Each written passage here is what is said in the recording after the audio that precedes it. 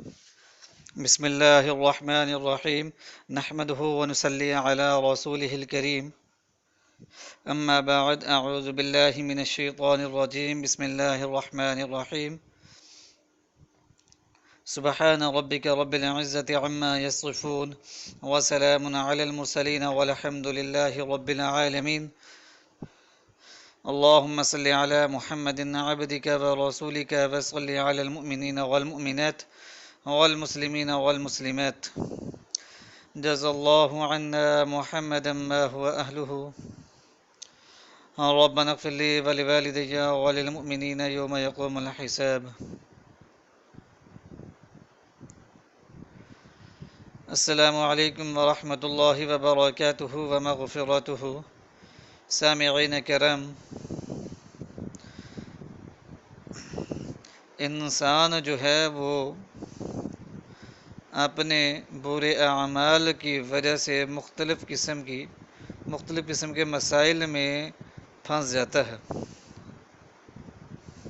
مشکلات میں گرفتار ہو جاتا ہے، تکالیف اور بیماریوں میں مبتلا ہو جاتا ہے. تو ہر طرح کی حاجات اور ضرورتوں کے لیے ایک نہایت ہی مفید اور مجرب وظیفہ ہے. یہ وظیفہ بے اولاد حضرات بھی کر سکتے ہیں جن کی اولاد نہ ہوتی ہو. ایسے والدین جن کی لڑکیوں کی شادی نہ ہوتی ہو، لڑکوں کی شادی نہ ہوتی ہو، مناسب رشتے نہ ملتے ہوں، یہ وہ لوگ بھی وظیفہ کر سکتے ہیں. جاب کے لیے بھی اس وظیفے کو کر سکتے ہیں، جاب میں ترقی کے لیے اس وظیفے کو کر سکتے ہیں. ہر طرح کی جائز حاجات اور جائز مقاصد کے لیے اس وظیفے کو کر سکتے ہیں. بہت سارے لوگ ہیں جو کہتے ہیں کہ میں جی فلاں لڑکی سے شادی کرنا چاہتا ہوں، جو اس کی منگنی ہو چکی ہے یا اس کا نکاح ہو چکا ہے. تو ایسے جو وظائف ہیں یہ جائز نہیں، کیونکہ جس لڑکی کا نکاح ہو گیا ہے یا شادی ہو چکی ہے تو کسی اور کا گھر توڑ کر شادی کرنا یا اس طرح کے وظائف کے بارے میں پوچھنا یہ صحیح نہیں ہے. تو ایسے وظائف جو ہیں وہ شرعی لحاظ سے جو ہیں درست نہیں ہیں. تو خصوصاً ایسے حضرات جو وظیفوں کو کرنا چاہتے ہیں کہ یہ فلاں کی جو ہے شادی ٹوٹ جائے اور اس کی شادی میرے ساتھ ہو جائے، تو یہ نہایت ہی غیر مناسب کام ہے. تو ایسے وظیفوں سے جو ہے الٹا فائدے کی بجائے نقصان کا اندیشہ رہتا ہے. تو صرف اور صرف جائز حاجات، جائز مقاصد کے لیے ان وظائف کا استعمال کریں. کسی کی جاب نہیں ہے تو وہ جاب کے لیے کرے، کوئی مشکلات میں گرفتار ہے یا بیماریوں میں گرفتار ہے یا کسی اور مسئلے میں پھنس چکا ہے تو وہ اس کے لیے وظیفہ کرے. صرف ایسی حاجات جو دین کے لحاظ سے درست ہیں، شریعت کے لحاظ سے درست ہیں، ان کے لیے یہ وظائف ہوتے ہیں. تو بہت سارے لوگ ہیں جو کہتے ہیں کہ پرائز بانڈ کے لیے وظائف ہوں، لاٹری ہوگی، پرائز بانڈ ہوگے، یہ اسلام کے اندر حلال نہیں، تو ان کے لیے وظائف بھی نہیں ہوتے. لوگ جو ہیں اس طرح کے وظائف، ایسے کاموں کے لیے وظائف پوچھتے ہیں جو شرعی لحاظ سے درست نہیں.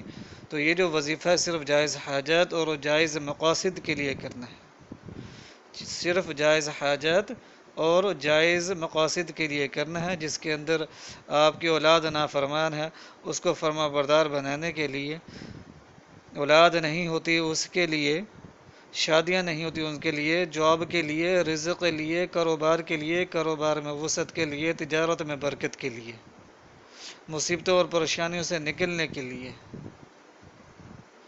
مسائل سے نکلنے کے لیے ان وظائف کا استعمال کریں. تو یہ جو وظیفہ ہے یا بدیع العجائب بالخیر یا بدیع العجائب بالخیر یا بدیع، اس کو 1200 مرتبہ بعد نماز عشاء آپ نے پڑھنا ہے. اول آخر جو ہے آپ نے 21 مرتبہ درود پاک پڑھنا ہے، اور اس کے بعد 1200 مرتبہ، یعنی کہ یہ اس وظیفے کو کرنا ہے. اول آخر جو ہے 21 بار درود پاک پڑھیں اور اپنی حاجت کے لیے دعا کریں. یہ بہترین قسم کا روحانی استخارہ بھی ہے. تو اگر اس کو صرف 100 مرتبہ روزانہ پڑھ کر اول آخر جو ہے 21 مرتبہ درود پاک پڑھ کے جس مقصد کے لیے آپ کرنا چاہیں گے تو انشاءاللہ العزیز اللہ تعالیٰ کے فضل و کرم کے ساتھ خواب کے اندر جو ہے رہنمائی جو ہے وہ ہو جائے گی. خواب کے اندر جو ہے رہنمائی ہو جائے گی، خواب کے اندر اشارہ مل جائے گا۔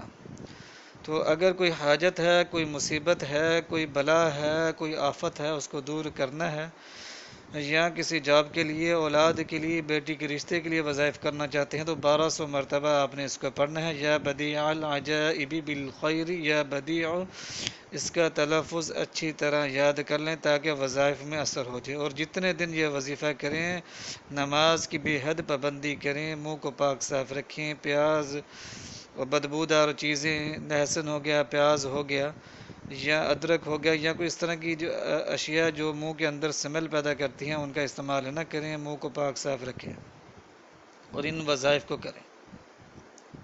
صاف ستھرے کپڑے پہنیں، انشاءاللہ العزیز اللہ تعالیٰ کے فضل و کرم کے ساتھ 7 دن کے اندر جو ہے آپ کے مسائل حل ہونا شروع ہو جائیں گے۔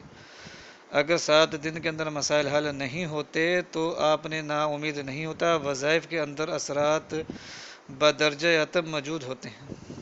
صرف اور صرف ہمارے گناہوں کی وجہ سے ہمارے دل جو کہ صاف نہیں ہیں، گناہوں سے آلودہ ہیں، زنگ آلودہ ہیں، گناہوں کی وجہ سے جو ہیں ہمارے دل جو ہیں وہ زنگ آلودہ ہو گئے ہیں۔ تو جتنی دیر دل کی صفائی ہوتی ہے اتنی دیر میں ہی اثر شروع ہو جاتا ہے۔ اگر کسی کا دل صاف ہے تو پہلے دن اس کا اثر وہ دیکھے گا، اس کے فوائد دیکھے گا۔ تو اگر اثر نہیں ہوتا 7 دن کے اندر تو 1 یا 2 دن کا وقفہ ڈال کر پھر اس وظیفے کو کر دیکھیں۔ انشاءاللہ العزیز وظیفے کا ضرور اثر ہوگا، ضرور فائدہ ہوگا، ضرور حاجت اور کامیابی ملے گی۔ ہر طرح کی جائز حاجت اور مقاصد کے لیے یہ اکسیر اعظم ہے، یہ بزرگوں کا مجرب وظیفہ ہے، مستند وظیفہ ہے، اولیاء اللہ کا یہ مجرب اور مستند وظیفہ ہے۔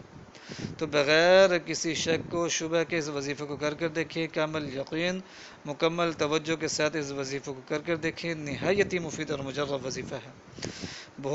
بہت سارے ایسے لوگ ہیں جن کو میں جانتا ہوں جنہوں نے یہ وظائف کیے ہیں اور ان سے ایسا یعنی انہوں نے ایسے فوائد اس کے دیکھے ہیں، ایسے فوائد ان کو ملے ہیں، ایسے ثمرات ملے ہیں کہ آپ حیران رہ جائیں گے۔ بے اولادوں کو اولادیں ملی ہیں، بے روزگاروں کو روزگار ملے ہیں، اور جن کا رشتے طے نہیں ہوتے ایسی جگہ رشتے طے ہوئے ہیں کہ وہ حیران، یعنی کہ وہ گمان میں بھی نہیں تھے۔ تو یہ وظیفہ جو ہے نہایت ہی مفید اور مجرب وظیفہ ہے، اس کو کر دیکھیں۔ صرف جائز حاجت اور جائز مقاصد کے لیے، کسی کے طلاق کے لیے اس وظیفے کو آپ نہیں کر سکتے کہ اس کو فلاں جگہ سے طلاق ہو جائے اور میری ساتھ شادی ہو جائے، اس کی فلاں جگہ سے منگنی ٹوٹ جائے میرے ساتھ شادی ہو جائے، اس کا فلاں جگہ سے جو ہے نکاح ٹوٹ جائے میرے ساتھ شادی ہو جائے، یا پرائز بانڈ، یا ان جیسے جو ہیں غلط کاموں کے لیے اس وظیفے کو آپ بالکل بھی نہیں کر سکتے، اور قطعی طور پر یہ منع ہے۔ تو صرف جائز حاجات کے لیے کریں، ضرور کامیابی ملے گی۔ وظیفے کو نیک مقصد کے لیے کرنا ہے، اگر کسی غلط مقصد کے لیے کریں گے تو نقصان کا اندیشہ ہے۔ یہ وظیفہ جو ہے پر تاثیر ہے، سریع الاثر ہے، اور انشاءاللہ العزیز اللہ تعالیٰ کے فضل و کرم کے ساتھ حالات میں بہتری پیدا ہوگی۔ نماز کی پابندی کریں، استغفار اور درود پاک کی بھی پابندی کریں کہ ایک تسبیح کم از کم کر لیا کریں کسی بھی وقت، استغفار کی اور درود پاک کی۔ وآخر دعوانا ان الحمد للہ رب العالمین۔